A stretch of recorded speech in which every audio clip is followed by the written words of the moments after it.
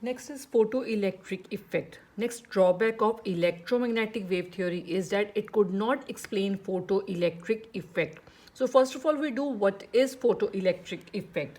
Like we take a metal and some radiations will take, and these are made to hit on the surface of the metal. So we're taking a particular frequency radiations, which you can say small frequency radiations, but nothing will happen.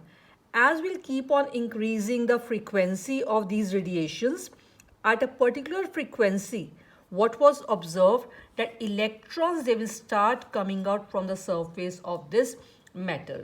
That means some particular frequency radiations are required for ejection of these electrons, and this minimum frequency radiation which is required for the ejection of electrons, that is known as threshold frequency, and this is denoted by a symbol nu naught. So what is photoelectric effect? It is ejection of electrons from the surface of metal when radiations of a particular frequency falls on the surface of a metal. This is called photoelectric effect, that ejection of these electrons from the surface of metal when particular frequency radiations are falling on the surface of metal. So this ejection of electron is known as photoelectric effect. Photo means that is the light radiation, electric means electron. With radiation, electrons, they come out from the surface of metal, and that phenomenon is known as photoelectric effect. But one observation is this will happen only when a particular frequency radiation is falling on the surface of metal, and at minimum frequency that is required for ejection of electrons from the surface of metal is called threshold frequency and is denoted by nu naught. Now next is we will increase the frequency. On increasing frequency of these radiations further, with minimum frequency electrons will eject. Now we'll further increase this frequency, and what we'll observe?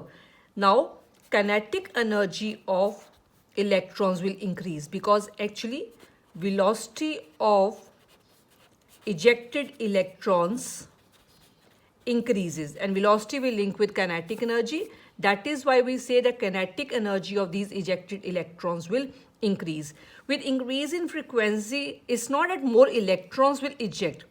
Already ejected electrons velocity will increase. That is, we'll say its kinetic energy will increase. And if we want to increase the number of ejected electrons, then we have to increase the intensity of radiations. Intensity of radiations, when we increase, intensity means brightness. Brightness means amount of radiations falling on the surface. When we increase the amount of these radiations, then more and more number of electrons will eject from the surface of this metal. And this whole thing is given by Einstein in a form of equation. And that equation is this kinetic energy of electron is equal to E minus E naught. E naught is the minimum energy, and after that the extra energy that is given to the radiations, that is converted into the kinetic energy. So that kinetic energy is difference of the energy of radiations minus the minimum energy for ejection of electrons. And we know E is equal to h nu, and E naught similarly we can write is h nu naught. So kinetic energy is equal to h nu minus h nu naught. This equation is called Einstein photoelectric equation. And this minimum energy required for ejection of electron, this is called work function. So in some numericals, this term work function will be used.